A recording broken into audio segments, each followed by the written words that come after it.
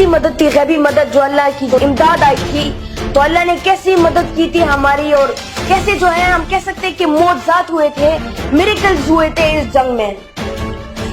सबसे पहला वाकया मैं आपको सुनाना चाहूंगा कि हिंदुस्तान के एक पायलट जो है पकड़ा गया और उससे फिर जेल में पूछा गया कि तुमने रावी पुल पर हमला क्यों नहीं किया, क्योंकि रावी पुल तुम्हारे सामने थी।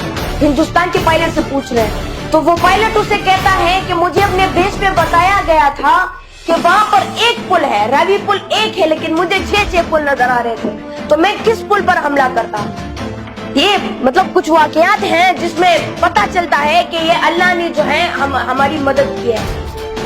फिर दूसरा वाकया ये है कि मस्जिद नबवी में जो हमारे बुजुर्ग हैं, उन्होंने ख्वाब देखा था कि हुजूर सल्लल्लाहु अलैहि वसल्लम शोहदाए बदर हैं उनके साथ खड़े थे और कह रहे थे कि पाकिस्तान पर हमला हुआ है, चलो पाकिस्तान की हिफाजत करने चले।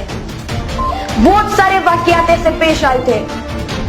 और फिर अयूब खान की, जनरल अयूब खान की सुबह की वो तकरीर कि वो कहते हैं, वो ये नहीं कहते कि ये सिंधी, ए बलूची, ए पठान, ए पंजाबी, वो कहते हैं कि ला इलाहा इल्लल्लाह के मानने वालों जंग शुरू हो चुकी है। तो उस तकरीर से, उस 2 मिनट की तकरीर से, जिस तरह इकबाल रहमतुल्लाह अलैह से बंदा पूछता है कि आपकी जबान से अल्फाज कैसे अदा होते हैं, तो इकबाल रहमतुल्लाह अलैह आगे से जवाब देते हैं कि निकली तो ये लब्बे इकबाल से न जाने किसकी है ये सदा, पैगाम सुकून पहुंचा भी गई, दिल महफिल का तड़पा भी गई। तो इसी तरह उस वक्त ये हुआ था कि अल्लाह के जो अल्फाज थे वो अल्लाह ने अयूब खान के जरिए से उसके मुंह से, उसकी जबान से सिर्फ अदा किए और वो पूरे हो गए। पूरी कौम जो है एक रिजर्व आर्मी बन गई, एक सीसा पिल्लाई दीवार बन गई। किस चीज की बुनियाद पे? ला इलाहा इल्लल्लाह की बुनियाद पे। मैं आपको बताऊं कि ला इलाहा इल्लल्लाह से दुश्मन क्यों डरते हैं, क्योंकि ये ऐसी, मतलब इससे जो है हमने इस मुल्क को हासिल भी किया था ला इलाहा इल्लल्लाह से, और इससे हमें इस मुल्क को बचाया भी है बर्बाद से।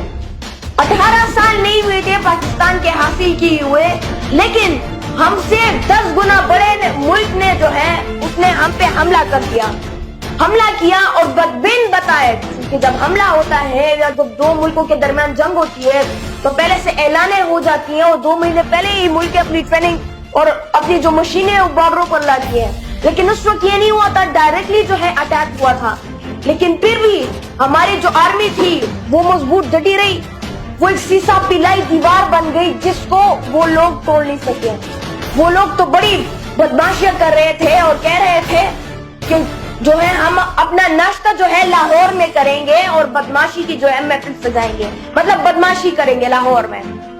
वो भी नहीं हुआ, दुश्मन जो है सरहद पार नहीं कर सकते। तो बहुत सारे ऐसे वाकयात हुए हैं और हमारी बहनों और हमारी माओ का इसमें बहुत बड़ा किरदार था।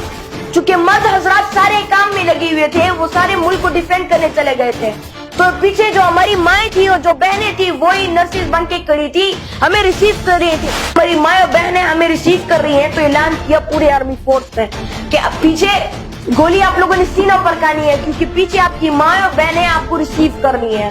और अगर तुमने पुष्प पे गोली खाई तो तुम्हारी माएँ बहनें क्या सोचेगी कि ये बुज़दिल पुष्प पे गोली खा के आया, वही आपको पीछे दफनाने के लिए खड़ी है। तो इसलिए भी नौजवानों के अंदर एक जज्बा पैदा किया, एक जज्बा बनाया, और फिर अल्लाह ने जो है ढेर सारी जो मदद की हमारी। क्यों?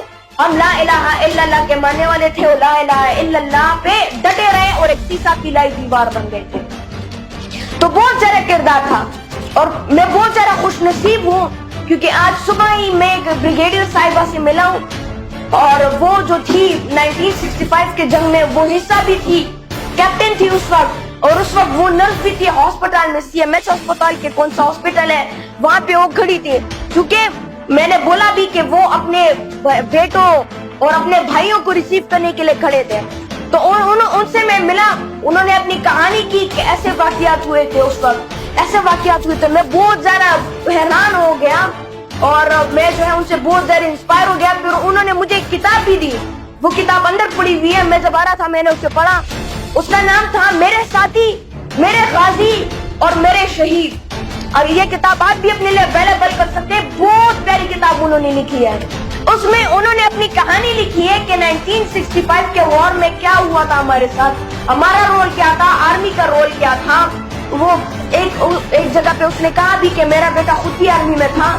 تو وہ آیا تو میں نے اسے دیکھا، وہ اس نے پیر پر گولی کھائی تھی، تو وہ رو رو کر مجھے کہہ رہا تھا کہ ماں آپ کا بیٹا جو ہے سینے پہ نہیں پیر پہ گولی کھا کے آیا، مجھے معاف کرو. تو بہت سارے ایسے واقعات اس میں لکھے گئے تھے.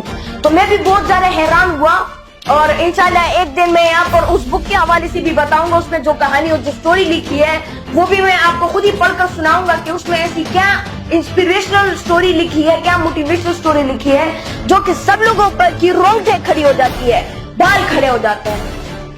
اور آخر میں کہنا چاہوں گا، میرے یہ پیغام ہے تمام پاکستان کو اور آپ سب کو بھی، کہ آپ لوگ جو ہیں اپنے آپ کو ڈیفینڈ کرنا سیکھیں، اپنے ملک کو ڈیفینڈ کرنا سیکھیں. چونکہ آگے تو بارڈروں پر ہماری 10 لاکھ آرمی کھڑی ہے، لیکن پیچھے 10 کروڑ ریزرو آرمی بھی کھڑی ہونی چاہیے. خدا نہ خواستہ کوئی حملہ کر دے تو ہم ڈیفینڈ کر سکے اپنے ملک کو. اور آج کل چونکہ جنگیں جو ہیں ایسے نہیں ہوتی کہ بارڈر پر لا کے آرمی کھڑے کر دیتے اور حملہ شروع ہو جاتا ہے. آج کل جنگیں نظریاتی محاذوں پر ہوتی ہے، فیس بک کے ذریعے سے، ٹویٹر، یوٹیوب کے ذریعے سے.